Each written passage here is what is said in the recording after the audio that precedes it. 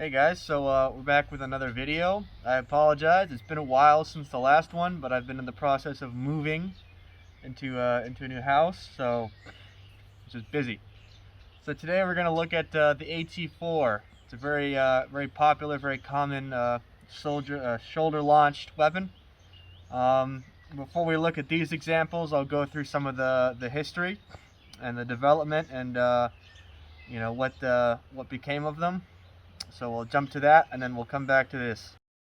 The AT4 is a Swedish 84mm unguided, man-portable, disposable, shoulder-fired, recoilless anti-tank weapon, manufactured by Saab Bofors Dynamics.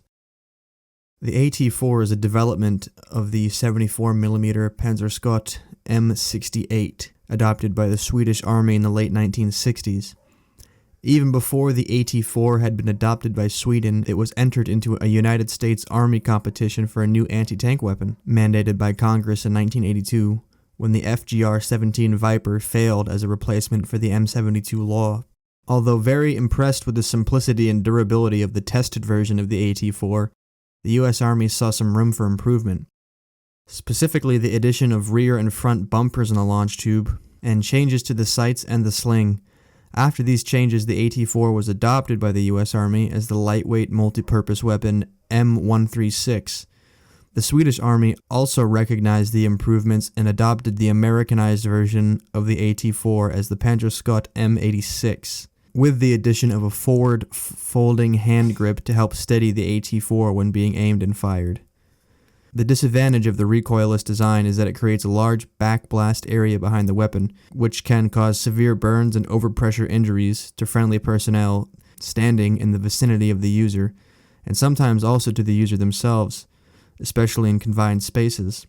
The problem of the backblast was solved with the AT4 CSRS, the confined space version. Specifically designed for urban warfare, this version uses a saltwater countermass in the rear of the launcher to absorb the backblast. The resulting spray captures and dramatically slows down the pressure wave, allowing troops to fire from enclosed areas. The AT4 CSRS version also reduced its muzzle velocity from the original 290 meters a second to 220 meters a second as part of its effort to be user-safe in confined spaces. So now that you've seen some of the history about these things, you'll know that the two main manufacturers of these weapon systems is Sweden and the United States. So I have an American one of the older ones, the non-modernized version, and a more modern Swedish one.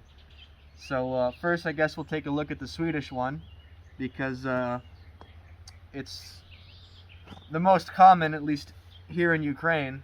It's the most common one. So, I'll stand up. Here we have a Swedish AT4. All the instructions are in Swedish. I've had this one for a while. Yeah, this was used on one of my missions a long time ago in a galaxy far away. And it's very special, near and dear to me. We'll go over some of the features on it. So obviously, just like any other AT4, it's got all the safety features. I'll show you how these all work. So yeah, I guess we'll just go through the instructions first and what this one says. It's all in Swedish, but when you see the American one, it's the same process. So the first step is this little pin right here. It just comes out. This one's empty. It's already been fired, so don't worry. The second step here is the charge the weapon. I'll do that in a minute. You move down to, where is it? The third one, putting up the sights. These you just kind of smack them, and they open up, right? And so basically, I would usually start from this way, from this side, but I wanted to put it the other way so you could see it. Now that the sights are up, it has this little shoulder pad that snaps off the bottom, right? Now the Swedish one, the only difference between the Swedish one and the American one is this front grip, which I think is fantastic. This is a really great idea. I don't know why the United States hasn't decided to adopt something like this with the modernized one. Probably just for, I don't know, cost saving. Or maybe they have and I just don't know, but this is fantastic. So yeah, normally you'd pull the pin out, charge the weapon just by this little handle here. Comes around, you line up your sights, right? Be mindful of the backblast. On the sights, you can see, if you can see here, this is the adjustment for the distance. Oh, come on, you bastard. It just twists all the way up to 500. Really, anything past 3 will be difficult to hit with one of these, but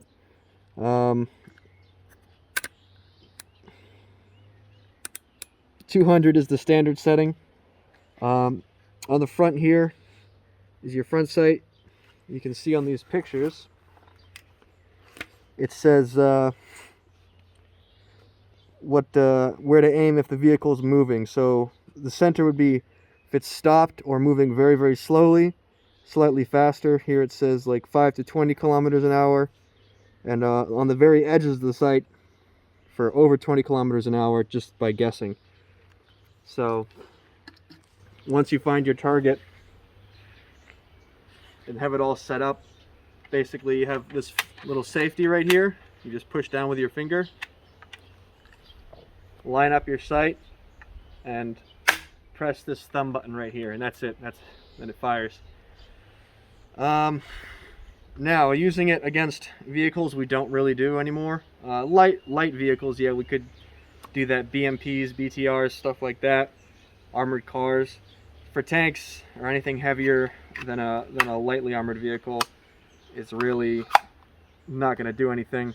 But we mostly use it for anti-personnel. It wasn't designed for that, but you know, it's great for that. We had a lot of these, and would be a great, for example, in the morning on positions. Usually the Russians like to assault at like 6 o'clock in the morning, or at least shoot at you, or whatever they want to do. They usually start at 6, and that's almost on the dot. So let's say 6 o'clock in the morning rolls around and they just start firing at you, or using mortars, SPGs. That's pretty common. This would be the response in the morning. It's sort of like a, you know, hey, shut up, let me have my coffee, and then we can continue, right? So we would just lob a couple of these towards their positions. They would chill out for a little bit sometimes, and then we could relax for a little bit before they started up again. So it's not always like that, but it happened a few times, and it's just kind of funny. But now we'll look at the American one and some of the differences. So when you get these, they come in a plastic bag that you just cut the top off, and then it also has this little like protective case. There'll usually be a little bit of styrofoam here at the bottom. So you pull this thing off, it's just velcros in, and you pull it right off the top. I guess just to keep mud and stuff from getting in the firing mechanisms. So here is an American example. This is the only one I've ever come across in my time here. Most of them are Swedish. I believe the United States gave us something like 6,000 of these, and the Swedes gave us something like 15,000. So far more common. But when I found one of these in our armory, I was like, ooh, you know, I want to keep that tube, so I'm going to take this one with me whenever I go out. And if I get to use it, then I get to keep the tube. But you have to carry it out, which is the sucky part. These are one use, so once it's fired, you know, it can't be reloaded. The fiberglass is only built to withstand one firing process, so you can't reload them. So yeah, normally we fire them and just leave them wherever we were, rather than carry them out. But for these two, I decided, you know what, I'll just take them home. So we can look at the American one here. The instructions will be much easier to read because they're in English. So here you can see number 1, safety pin, right? Number 2, the charging handle. 3, the sights. So it's just, you know, very slow, medium.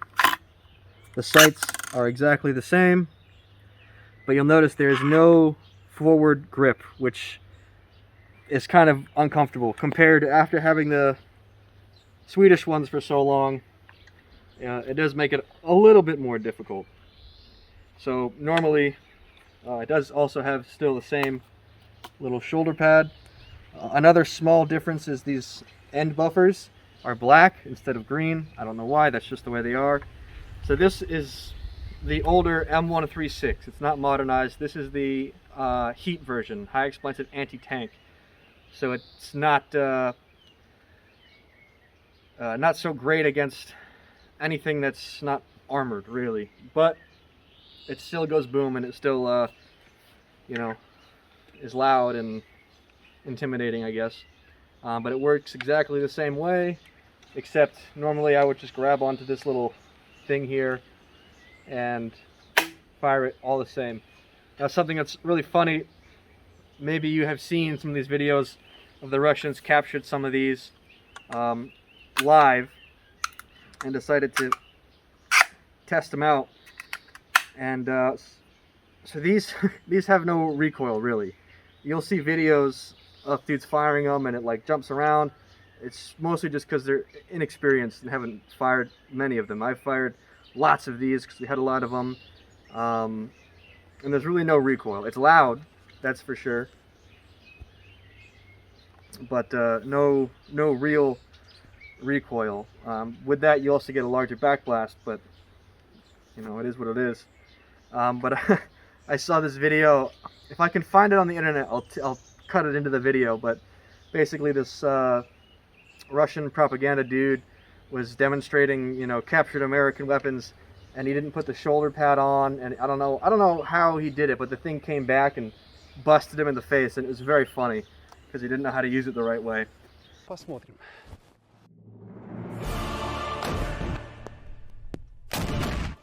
Сука. Ебать.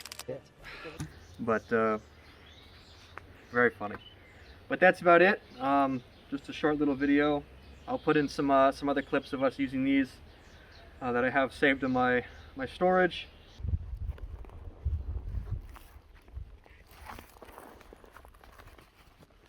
And here's a clip of me firing this American AT4 during a training exercise introducing some of our new soldiers to the weapon system.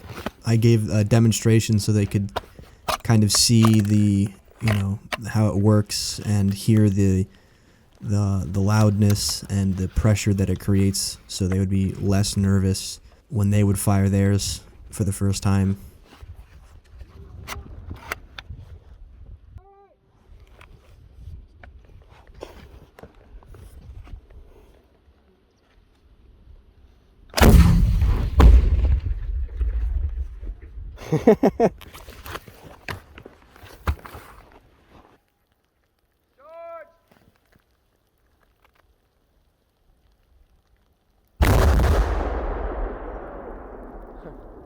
Allah!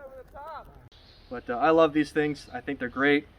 They're not super heavy compared to other systems, but they're only one use, so that kind of sucks. But it is what it is. Another thing, real quick, that I noticed is another funny little story. Is I carried this one out back from the front, and when I got back to the place I was living, I noticed there was some shrapnel lodged in the top, which was funny to me because, you know, I had this thing slung over my back all the time, and I was like, damn, that was right behind me. You know, just a small piece, but it's just kind of a nice little memory. But that's it for today. I hope you guys liked this little look at the AT4 rockets. And if you liked it, please like and subscribe, and I'll see you in the next video.